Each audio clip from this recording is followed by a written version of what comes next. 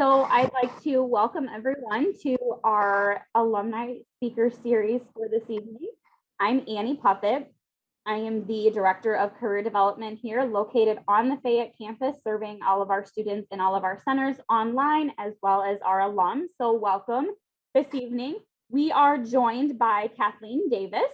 She is a 1999 alum from our Self-Paced and Fayette locations, and she is a public administration major. So Kathleen, welcome to our talk tonight.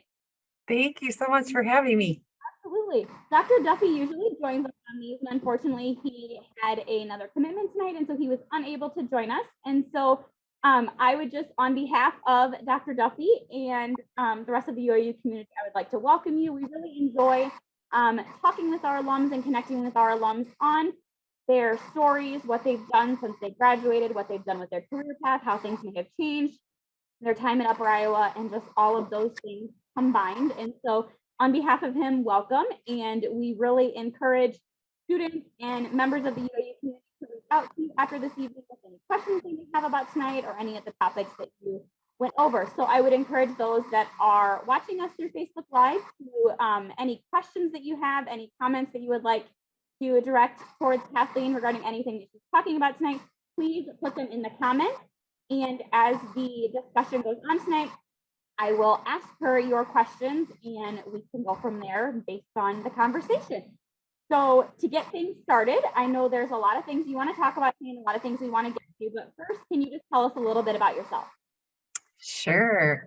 So let's see. Previous to moving to Iowa, my husband and I lived in Wyoming, and I got my associate's degree as a paralegal.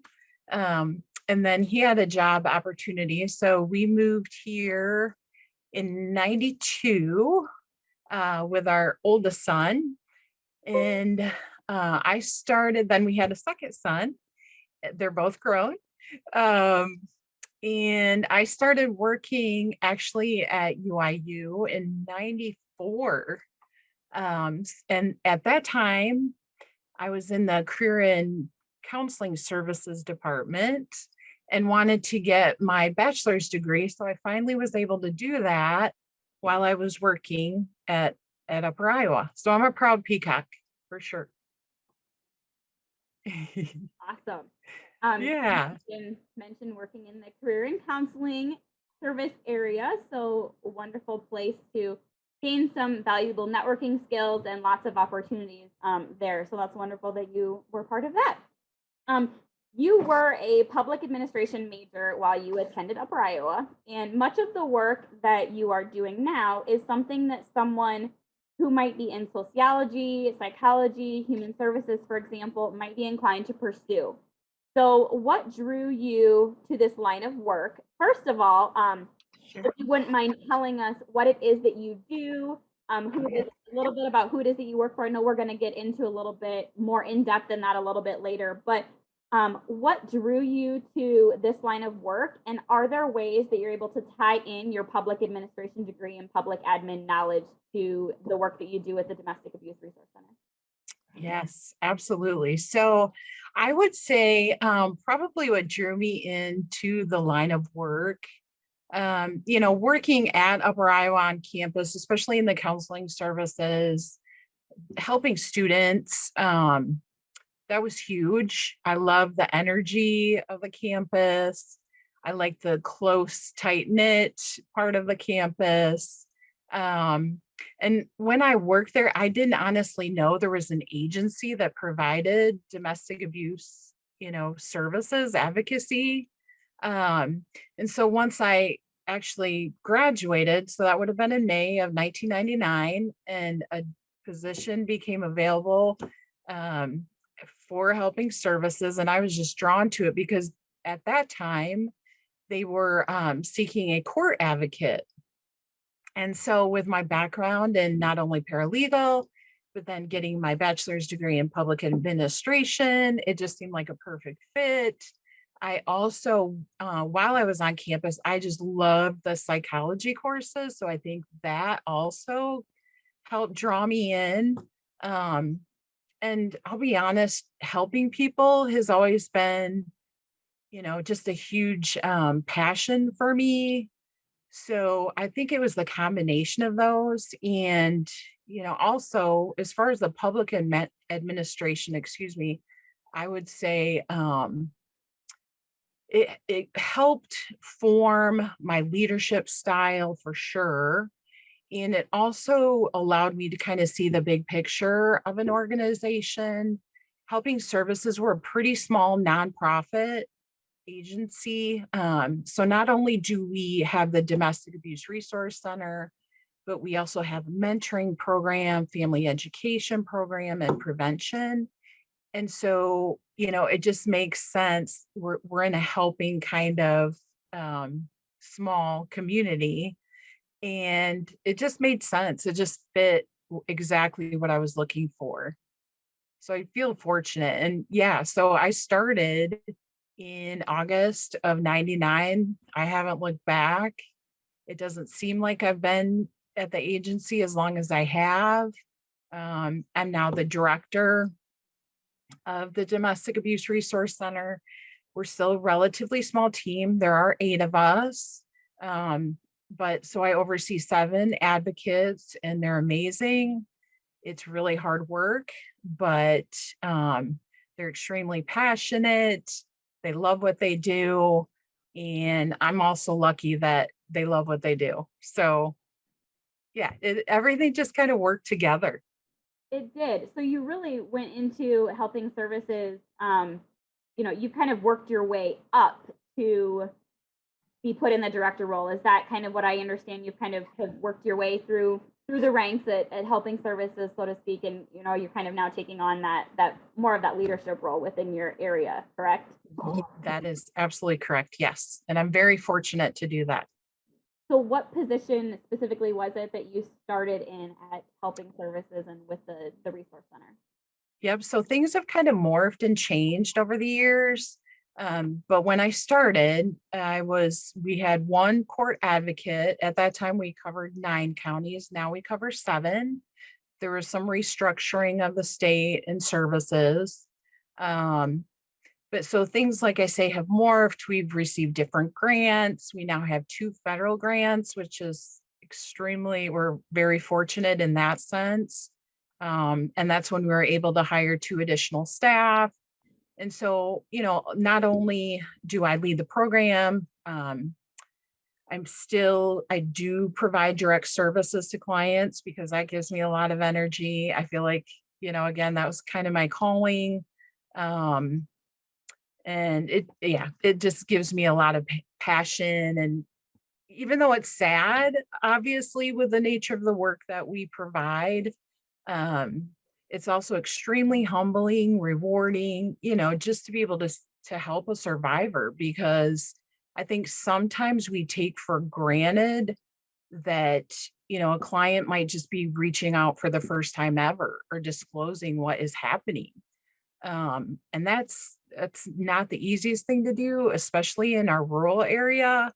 And I think sometimes we just kind of take that for granted, but it's a good reminder, because it's just not the easiest thing to do. And especially to tell a stranger, that I need help.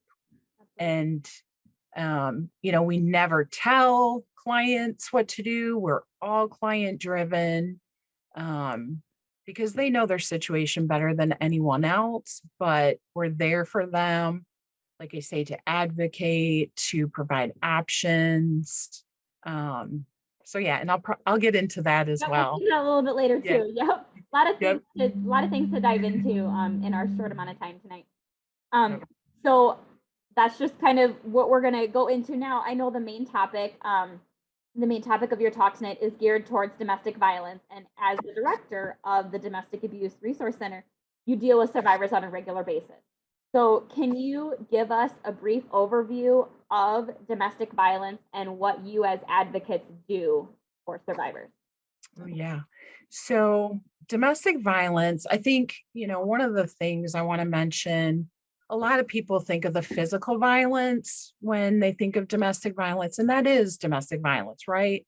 But there are also other components that people don't always recognize, and that could be emotional abuse, financial abuse, the controlling behavior, stalking sometimes. So it's a whole array of different types of violence that again not everyone recognizes.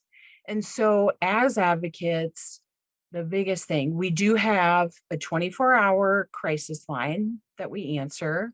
We also have volunteers that we're extremely grateful for because they help us answer the line as well. But we work on holidays, we work on the weekends. And so we're there anytime someone needs assistance. We might help a client, if we need to advocate with them with law enforcement, or we might help them get a protective order. We might go to court with them, connect them with other providers, such as like medical providers, therapists, you name it, attorneys.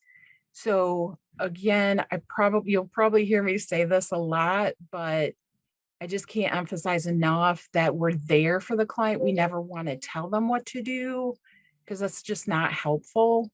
Um, but we're there for them to provide options and at least let them know, what is available for them. And all of our services are free, they're confidential. That is also huge, again, especially in our rural area. Everybody knows everyone, or, they think they do. Um, so it's just really important to note that as well. Absolutely. So we did have a question come in on the chat, and it Oh, is, sure. what opportunities, internships or volunteer opportunity related, does helping services have available for current URU students who might be interested in this line of work? Perfect question. Yes, we do. We're always looking for volunteers. And so we rely on our volunteers typically after hours, but we're open to anyone that would want to help us answer our crisis line or maybe transport a client to safety because we have different options for that. Also assist us like with awareness events. That's something, a volunteer could do. There is a training component that is required. It's 20 hours, but it can be done online. Um, we're also looking for interns as well. Like if there are students that are interested in the work and they have a passion for it, or even if they just want to know more about it. Um, and even beyond that, if they wanted to shadow us, it couldn't always be, it may not always be with the client just because the client, we want to make sure they're okay with it, obviously. Um, but we would welcome that for them to shadow us too. Absolutely. And I know we have had several students that have interned in multiple ways with helping services, whether it's the Domestic Youth Resource Center or some other areas within helping services. So we're very grateful for the partnership that Upper Iowa has with helping services and some of the other agencies that we have in our area. So October is, as many of us know, Domestic Violence Awareness Month. So can you tell us why it's so important that we recognize this and what people can do to show their support? Oh, another great question. I would say, there's so many things. To try and be concise, I think just for the importance so that survivors know that there is help out there. It's a hidden problem. And again, there's many reasons why maybe someone wouldn't want to come forward, but not everyone knows that services are even available. And like I say, I'll use myself as an example. Working at Upper Iowa, I had no clue until I started working here that there was even services that were free, and were accessible to someone. And so I think the importance of that is huge. And also to remember, I can't say this enough as well, just how brave clients are to come forward. Um, and again, especially in our small towns, because it's embarrassing. There's many reasons why someone may not come forward. And so I think the more we can talk about it, hopefully one day we won't even need advocates. I mean, a person can dream, right? Right. Um, and so I think just bringing awareness to it. So the more we talk about it, people know, okay, if I have a friend or a loved one who is experiencing domestic violence, I know what I can do and how I can help them. Absolutely. So I know that much of the work that you do within your office is geared towards education and programming. Are there some statistics that you can share with us? And then, so this is a two-part question. And then, Sure. um, who are some of the partners and providers that you work with in order to get some of the information out to our community? Oh, yeah. Okay. So we do know that 1 in 3 women and 1 in 4 men during their lifetime have experienced some type of physical violence in their relationships. That's huge. I can give you some local statistics for us. Um, we assisted 202 clients last year. And again, that's in the 7 counties that we serve.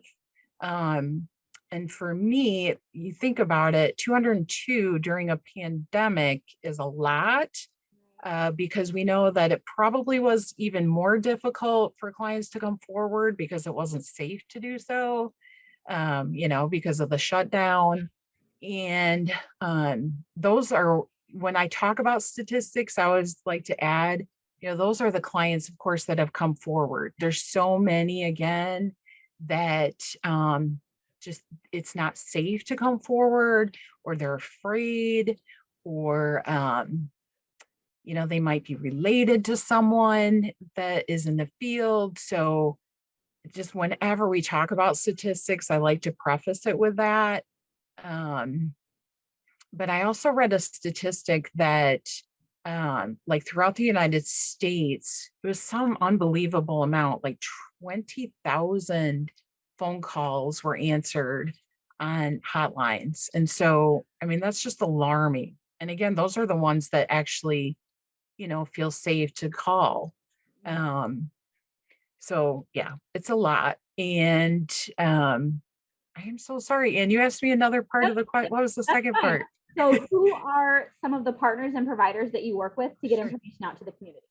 Yep. Also a great question. So we do work with law enforcement. We actually have DART teams. It's DART, which stands for Domestic Abuse Response Teams.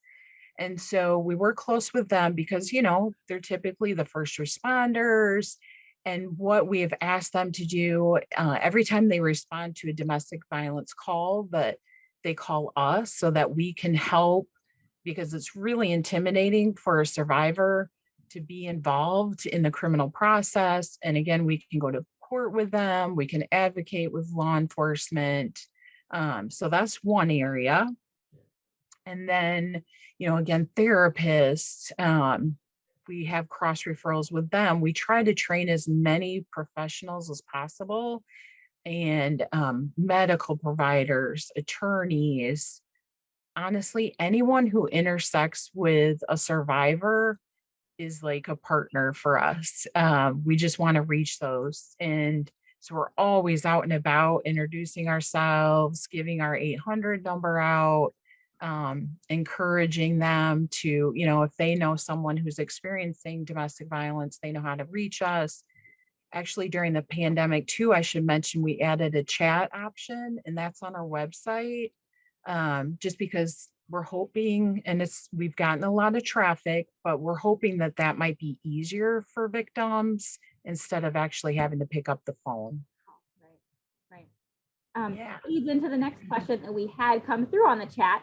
So the Okay. question that came through on Facebook is, have you noticed any different trends occurring in your work during COVID, and how have you had to adjust? So I know you mentioned that, but are there other ways that you've had to adjust, or different trends that you've seen coming through? Great question. Yeah. So, we had to obviously adapt to virtual, switch everything to virtual, because even though throughout the pandemic, we were still responding to crisis situations with clients in person, we also, for safety reasons, had to adapt and adjust to providing some virtual platforms or meeting. And we, as part of what we do too, is we facilitate support groups. And so we offer those. And so that shifted as well.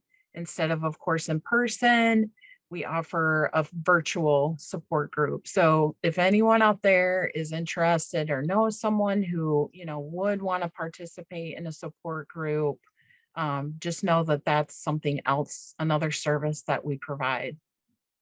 Absolutely.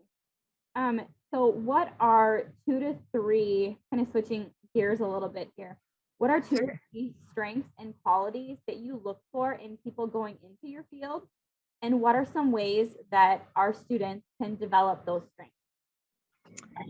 Yeah, I would say for sure, good listening skills, huge. And again, I feel like we kind of take those for granted. So you really want to sharpen listening skills. Also, 100% empathy, compassion, being able to, put yourself in someone else's shoes. And I would say another quality, there's so many that come to my mind, honestly, but another one for sure, multitasking. Because it is crisis work, we just have to be ready for anything. And you might be in the middle of doing some paperwork and thinking, you're catching up, and nope, you have to shift gears. A client needs assistance. Um, and so we're just ready to respond at any time. So I would say definitely being able to juggle a lot of different tasks at once. Absolutely. How can someone interested in this line of work begin to prepare for their future career? Yes, I would say,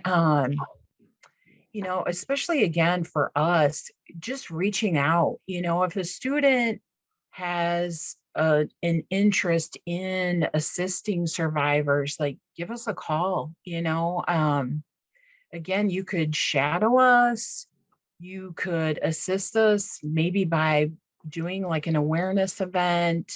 Um, we have a giving project every year that we match donors with clients for the holidays. And so that's another way that, a student could help us.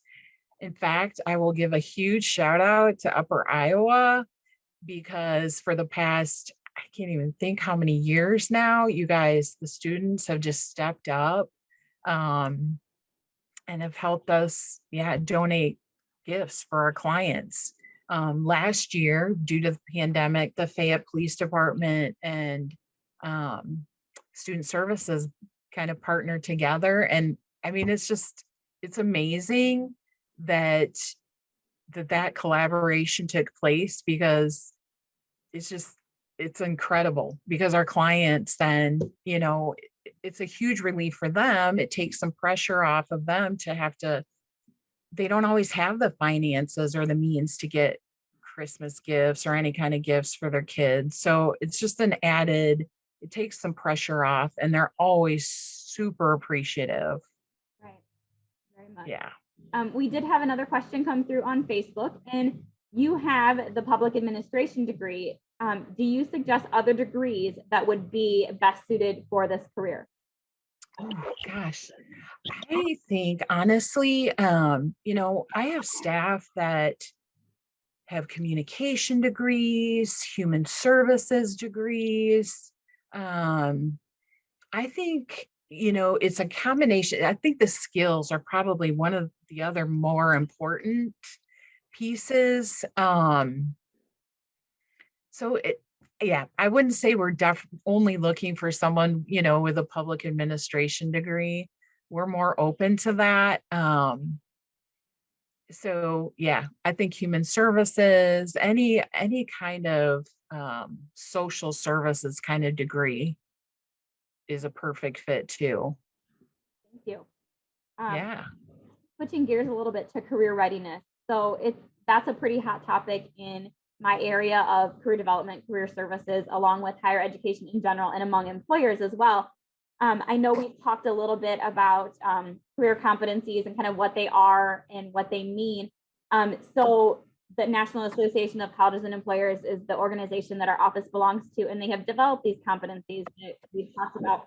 what competencies do you feel of these 8 are the most important in helping to excel one's career goals in your particular area, and why? Okay, let's see. I would say, yeah, I made some notes here. So equity inclusion, huge. Yeah, Again, because we don't always know the survivor that we're going to be assisting. And so we want to be open-minded. We want to be as inclusive as possible. We want to reach every single individual that is possibly underserved. So that was the first one that came to mind. Um, Communication, also huge. And I know I touched on listening, but I can't emphasize it enough. I think it's just extremely important. And also to sharpen those skills, because not only to listen so that you can respond, but to actually listen and be present. I can't emphasize that enough. And then also critical thinking is another one. Um, I know I touched on this as well, but just being able to think outside the box, like who are we not serving? How can we improve services? What are we doing really well? What needs to be improved? Um, that kind of thing. And again, being able to juggle a lot, multitask, look outside the box, all of those are really important skills. absolutely. So then that kind of goes into the next question that came through on Facebook, which is actually a follow-up to the degree question. What skills or attributes are best suited? You mentioned, that you're kind of looking more for the skill set and not necessarily specific degree areas, that it can be a multiple areas of degrees that people are receiving when they come into your office. So what skills are best suited? What skills and attributes would you say? I, I would say being flexible for sure, professional because of the nature of the work. Because not only are we assisting clients, that's probably the most important thing, but we're also giving presentations, we're meeting all kinds of different providers, we give trainings on how to respond to a survivor. Um, oh, I know. What else? Yeah, there's so many things that come to my mind. Yeah, communication again. I probably can't emphasize that because, even though we're a small team, that's huge. Um, all of the staff call into the crisis line, give their schedules, and just so that we all know where everyone is at so that we can respond to a situation. And communication, I feel like is huge anywhere you work. It's really valued. It's extremely important. Um, so yeah, I would say all of those things, but I could probably go on and on. And I mean, I do think it's important as well to have the education for sure, but I just don't want to say, we're only focusing on one specific degree or one specific area or major. Because I think, it's more than that. Because even education majors, there's a lot of skill set and knowledge and background that comes with that kind of degree as well. Absolutely, yeah. So you kind of talked about the career readiness competencies that you think are important. How would you encourage others to improve those skills and competencies in order to ensure that they're career ready and ready to go into whether it's this field or any other field, to kind of help prepare them for that? I think it's okay and actually encouraged to call and seek out professionals that are in the field, and just say, I'm really interested in gaining some experience, some knowledge, some background, like maybe some mentorship. What would that look like? Typically, for us, we're funded by grants, so we probably couldn't pay someone. That's the downside. But again, we would definitely be open to that. We also are interviewed pretty frequently for for students that are taking a certain class and they just want to know more, or maybe they're writing a term paper on domestic violence. And so we're always open to that. But I think seeking out professionals in the field that you are really interested in is a great way to gain some experience and knowledge. Because we're going to be honest and tell you, okay, this is what a typical day might look like. Um, these are the kind of skills, that you can try and hone in on and that kind of thing. Absolutely. Um, so just kind of, you mentioned talking to them about typical days and things like that. I know that no day is typical, but can you kind of walk us through like what a typical day might be like in your type of role? Sure. So I would say as an advocate, probably the biggest thing is assisting a client. It might be for the first time that they've ever called and sought some help and services. So explaining to them, what their options are, um, what it entails to possibly get a protective order. Who can they talk to as far as, an attorney? And again, going over like their options just so that they can have them laid out. Again, we're never going to tell them what to do because it's not about us. Otherwise, we're no different than an abuser. Um, but it's eye-opening for survivors because again, they maybe have never told anyone.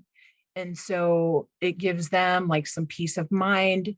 We want to always be empowering, and they get to call the shots. They get to, decide what works best for them. So that's a lot of what we do. And then also going to court, advocating. We're not attorneys, we're not judges, obviously.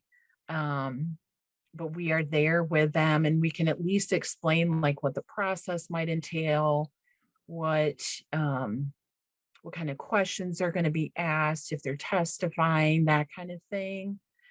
We might also be helping taking them to an appointment that's needed, um, getting them connected with a different agency, maybe they need groceries or what have you. So we do a lot of that.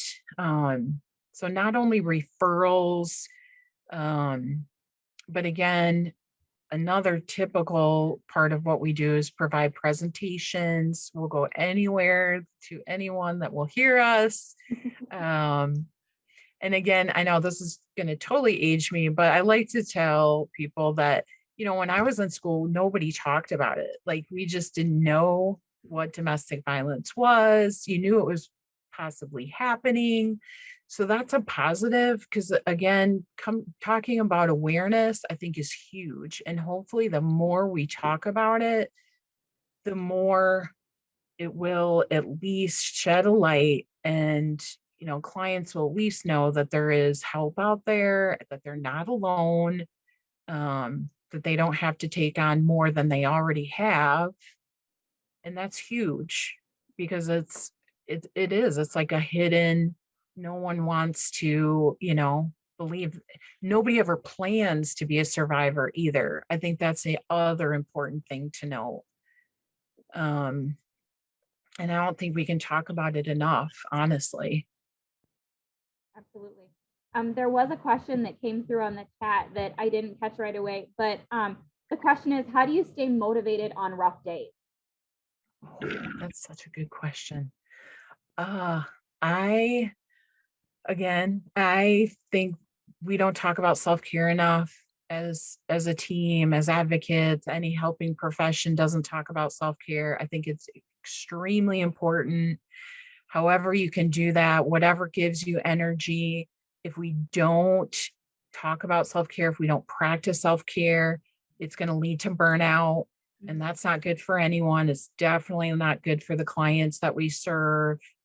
Um, and so I think finding ways to, not only do self-care, but also model it for others. Right. Um, I can't say enough. So that's what I do. I try to find whatever it is that gives me energy. If it's walking outside, spending time with family, loved ones, reading a book. Um, but again, we need to keep talking about it because it's extremely important. Absolutely. Um, so just a couple more final thoughts here. So as the director of the Domestic Abuse Resource Center here for Helping Services, are you a good contact for those that may have questions, or is there a number or a link or something like that that I'm able to drop? And what I can do is I can drop that information in the Facebook chat when we are done tonight. I can drop that information in there. If there are individuals that want to be able to reach out and that want to connect with you or someone on your team, are there resources that Upper Iowa can connect them with? Absolutely, yes. And it doesn't have to be me. Again, I mean, I have an amazing team. So I think the best way to probably get in touch with us is through our crisis line. And that's 1-800-383-2988. We also have a website. And so that's just www.helpingservices.org. Um, I think either one of those is the best way to get in touch with us.